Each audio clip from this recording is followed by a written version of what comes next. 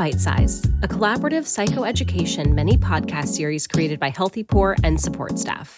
In case you haven't heard about us, our organizations were created by hospitality, for hospitality, and are actively working to increase knowledge and awareness of mental health in our industry. If you'd like to take your learning a step further, check out the glossary of terms and thought prompts that we have available at www.pleasehustleresponsibly.org.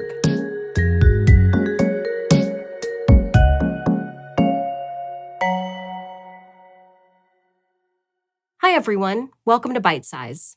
My name is Laura Kelton. I've been working in the hospitality industry for 13 years, and today I'm going to talk with you about coping.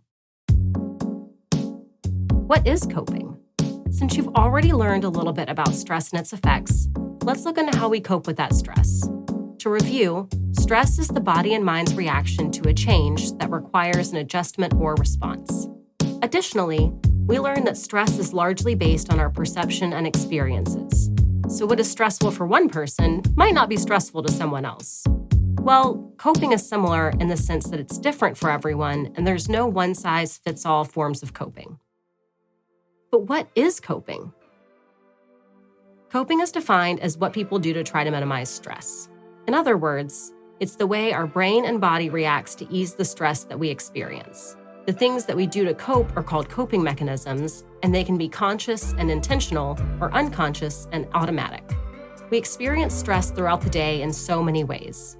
Some stressors are noticeable, others you might not be aware of enough to label as stress. Our coping mechanisms work the same way. Some kick in and ease the stress automatically and act almost as a trained behavior. For example, an emotional response like crying or automatic changes in our breathing patterns. While other forms of coping are more intentional. For example, walking away and taking a break after an argument, or maybe writing in your journal after a long day. So while we've discussed that coping mechanisms can be automatic or intentional, they can also be adaptive or maladaptive. Let's look into what that means and how it relates to us coping with stress. We learned in the last episode that stress can be our friend because it tells us when we have room to grow and adapt to the stressors present in our environment.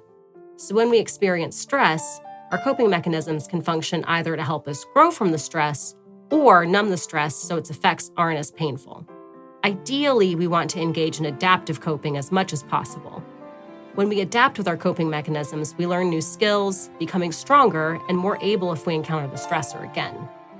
Numbing or avoiding a stressful experience is another way to cope, and it's often considered to be maladaptive. But I want to emphasize that using numbing or avoidance tactics aren't necessarily bad or unhealthy.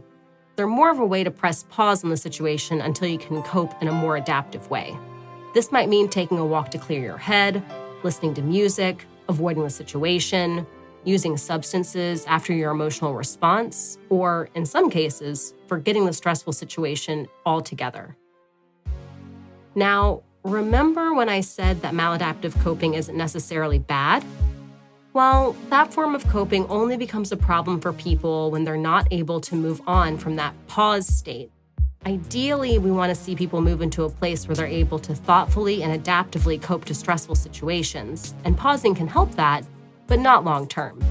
The issue is when we continue to run into the same stressful situation but never adequately cope and adapt, stress increases, our emotions aren't addressed, and it can lead to chronic stress and trauma. In our next episode, we'll talk more about what makes a coping mechanism adaptive or maladaptive, as well as ways you can better understand how you cope and whether or not your coping mechanisms are helping you in the long term or just pressing pause.